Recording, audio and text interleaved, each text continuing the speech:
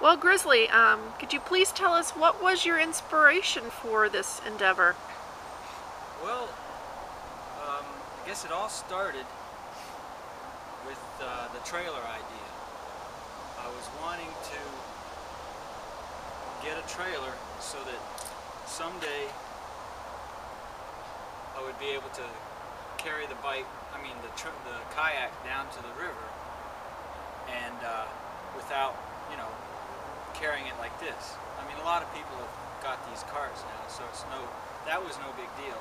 But then the first time I went kayaking, I noticed how difficult it was to paddle upstream and how easy it was to paddle downstream. So you get going so far downstream and you forget you have to always come back upstream. And I don't know, one thing led to another, and I thought, well, you know what, if you could find another way to come back upstream, you wouldn't have to paddle upstream. And somehow the bicycle idea came to my mind, because I guess I've always been a bicycle fanatic also. So I have a mountain bike, so I thought, well, I'll take the wheel off the mountain bike and somehow put it up here and put the rest of the frame back here. But that's before I even had this boat. So then I thought, I thought about the folding bike next. And I researched them and found out the lightest one. And this one here is 25 pounds. And it's a green zone bike. And they call it that because you're going green, for people who want to go green and ride their bikes to work and then fold up their bikes while they're at work and then carry them around like in a carrying case. And this one comes apart in the middle. Here's the middle joint here. Handlebars go down, seat goes down or comes off, and it folds up into a space 30 inches high by, I think it's 12 inches wide, which would fit right here, and then by 25 inches long, which easily fits here, and then of course the height will come up to about right here. So it'll easily fit back here once it gets in its bag. And then the trailer, I just finished building it, is just a simple little straight pipes with a crossbar coming through the scupper holes, which only the sit-on-tops have, so that's why I had to get a sit-on-top kayak so that they would have these holes, because this is the best type of cart seat set up for a kayak. And so I just finished with this. I took a regular trailer and built a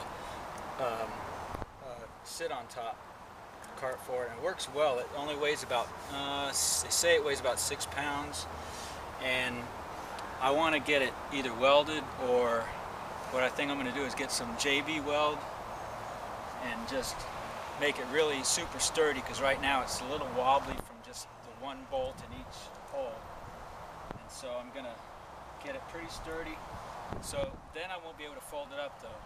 So but still, it's like you see, it's only straight pipe, so I can either set that back here when I'm in the kayak, or maybe even set it up there out of the way.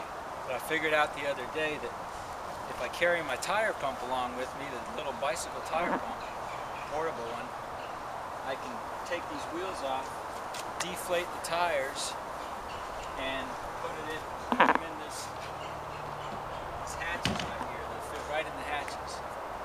So there goes the tires, they won't get in the way. And then everything else is going to be pretty much folded up, and you don't need much when you're just going out on a day trip on a kayak. You just carry a small dry bag with you, so nothing really else needs to go back here except the bike, and then the trailer and these hatches. The dry bag goes right here. A little bit, some snacks down in here, and then you're off down the Little Big Econ. No, the Little Econ, which is east of Orlando.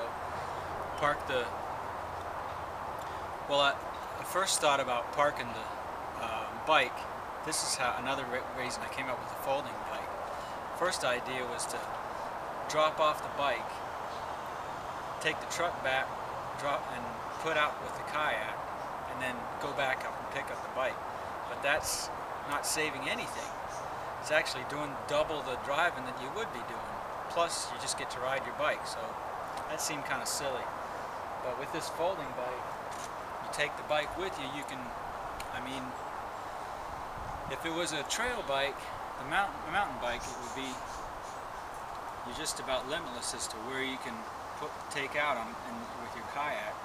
That and how short it is, how short your kayak is, and how it can make it through the woods. But for now, just starting out with, we're going to be just taking out at the Little Econ and paddling up,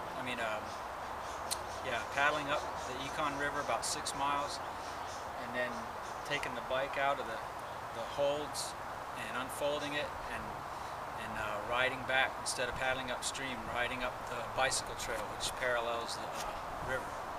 And that would be a good day, because that's when the whole idea will, like, you know, come to fruition, and Osceola will be smiling down on me, I'm sure.